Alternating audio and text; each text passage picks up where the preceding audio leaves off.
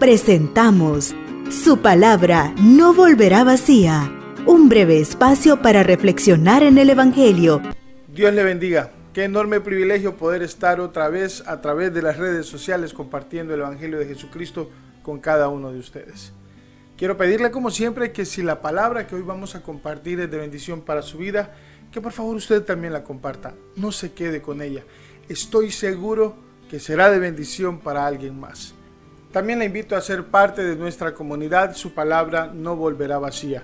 Ingrese a la página www.supalabranovolveravacía.org y podrá encontrar material de consulta, el blog Su Palabra No Volvió Vacía, que son relatos de gente reales que se encontraron con la palabra del Señor y de alguna manera esta causó un impacto en su vida. También puede disponer ahí del podcast del programa de radio Su Palabra No Volverá Vacía. Le invito también a ser parte de la comunidad en YouTube, suscribiéndose al canal Su Palabra No Volverá Vacía.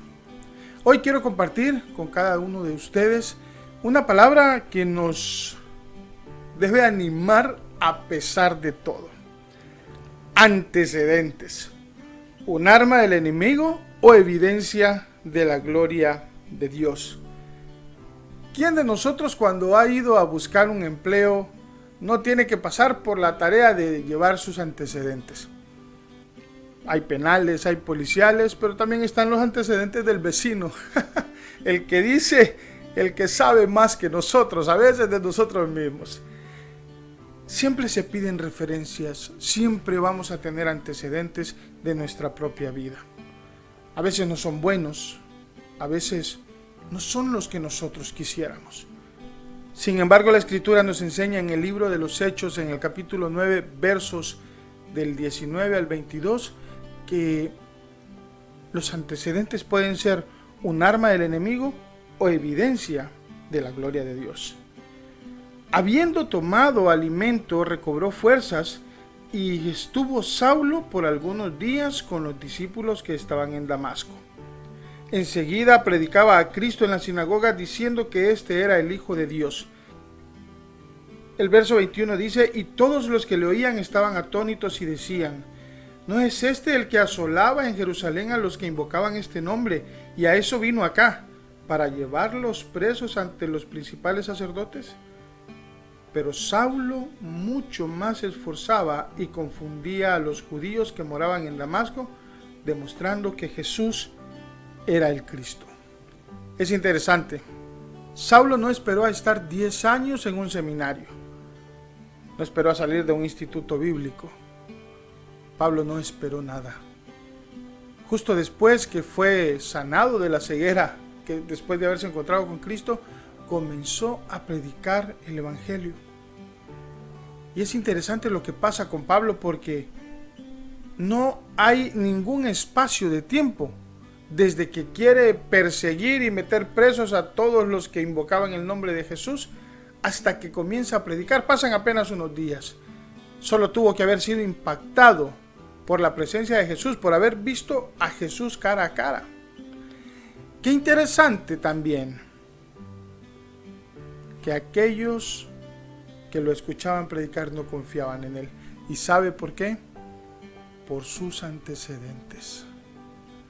Los antecedentes de Pablo eran nefastos. Había estado en el momento en que apedrearon a Esteban. Incluso dice la Biblia que consintió en la muerte de Esteban. Guardó las ropas de aquellos que iban a apedrear al mártir. Hoy este hombre que se había dedicado toda su vida a negar que el crucificado era el Cristo, estaba diciendo todo lo contrario. Por eso sus antecedentes lo perseguían. ¿Sabe qué dice la Escritura? Que decían de Pablo. Dice la Escritura que era el perseguidor. Y en el verso 21 se preguntan los que lo escuchan predicar: ¿y no era este el que nos perseguía? ¿No era este el que nos quería llevar presos?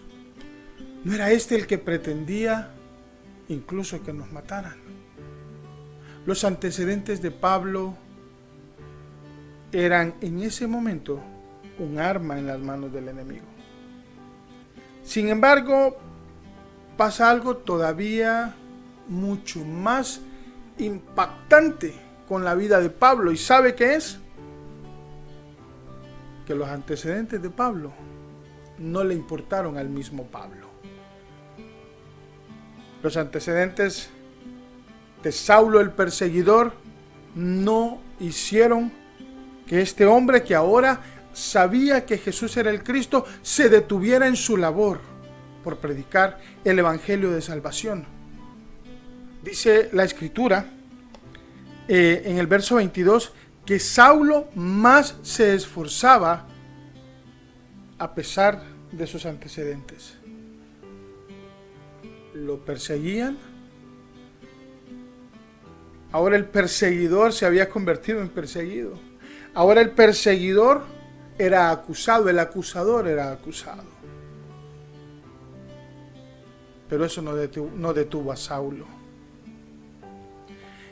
Y obviamente debo preguntarle, ¿qué lo detiene a usted?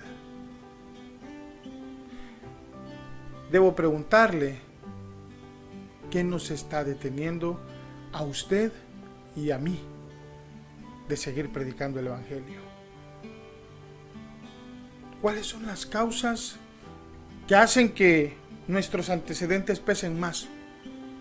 Debemos entender que nuestros antecedentes, más que armas de acusación del enemigo, son evidencia de la misericordia de Dios en nuestras vidas.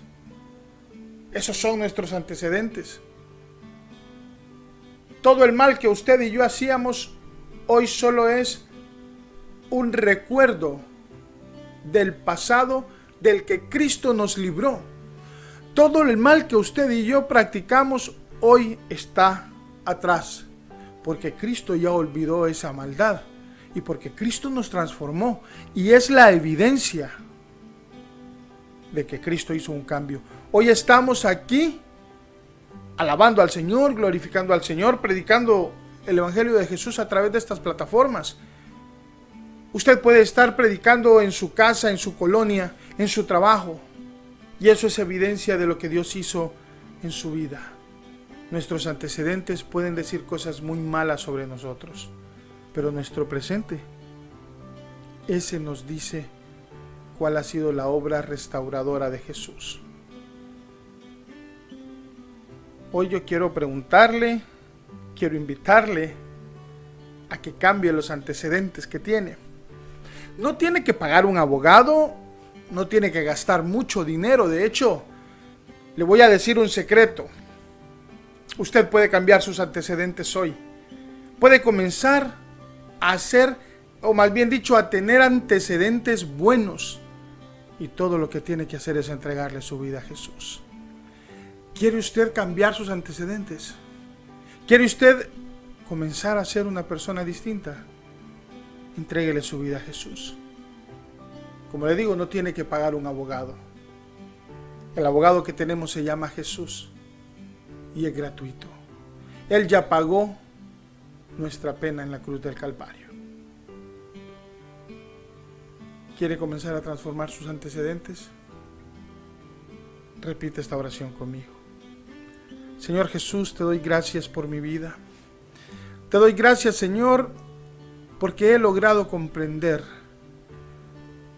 toda la maldad que practiqué, pero también he logrado comprender, Señor, que esa maldad tú la quieres olvidar, que por eso fuiste a la cruz del Calvario y te entregaste por mí.